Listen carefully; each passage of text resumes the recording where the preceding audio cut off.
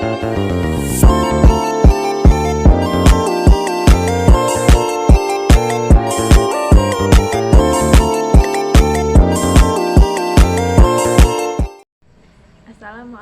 warahmatullahi wabarakatuh.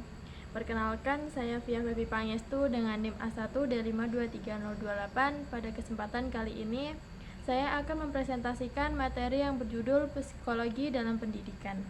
Selanjutnya yaitu psikologi pendidikan adalah cabang dari psikologi yang secara khusus mempelajari bagaimana individu belajar dalam lingkungan pendidikan, efektivitas metode pengajaran, perbedaan individu dalam belajar, serta penerapan teori dan prinsip-prinsip psikologi untuk memaksimalkan proses pembelajaran.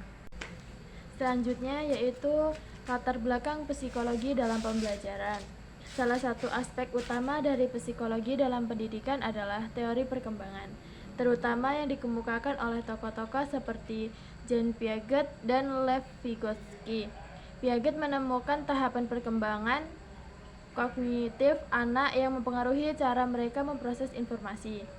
Sementara Vygotsky menyoroti peran interaksi sosial dan bimbingan dalam pembelajaran. Kedua teori ini menunjukkan bahwa proses belajar tidak hanya melibatkan penguasaan informasi, tetapi juga terkait erat dengan usia, tahap perkembangan, dan lingkungan sosial siswa. Selanjutnya ada dampak penggunaan strategi pembelajaran kooperatif terhadap motivasi dan hasil belajar siswa. Pengaruh model pembelajaran kooperatif terhadap motivasi belajar peserta didik melalui studi literatur. Motivasi belajar yang tinggi merupakan faktor penting dalam meningkatkan keterlibatan dan pencapaian peserta didik.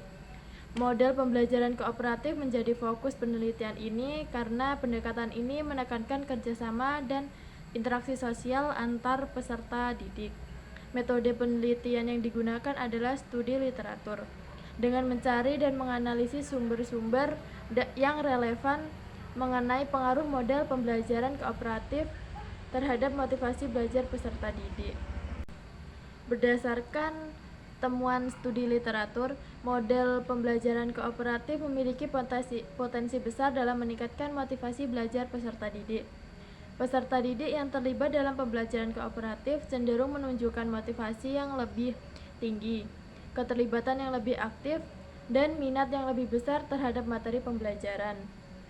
Penerapan model pembelajaran kooperatif yang efektif dalam meningkatkan motivasi belajar peserta didik dapat dipengaruhi oleh faktor-faktor seperti ukuran kelompok, interaksi antar anggota kelompok, peran pendidik, dan dukungan dari lingkungan pembelajaran.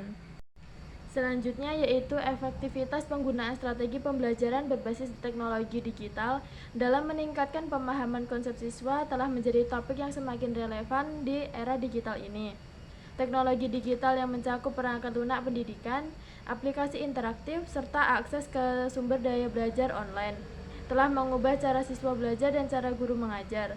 Salah satu keunggulan utama dari strategi ini adalah fleksibilitas dan personalisasi yang ditawarkan teknologi dalam pembelajaran. Misalnya, siswa dapat belajar sesuai dengan kecepatan mereka sendiri, mengulangi materi yang sulit, atau mengeksplorasi topik lebih dalam melalui sumber daya yang tersedia secara online. Pembelajaran berbasis teknologi digital juga memberikan kesempatan bagi siswa untuk belajar secara interaktif, yang mana hal ini dapat meningkatkan keterlibatan dan pemahaman mereka terhadap konsep yang diajarkan. Alat seperti simulasi virtual, video pembelajaran, dan permainan edukatif memungkinkan siswa untuk mengalami konsep abstrak secara lebih nyata.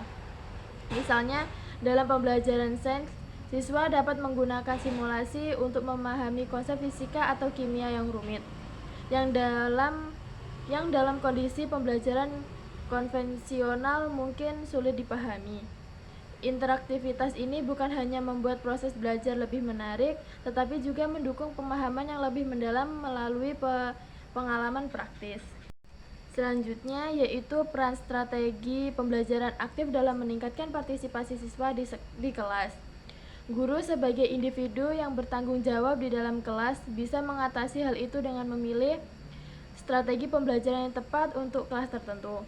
Strategi ini dikembangkan sesuai dengan kebutuhan kelas.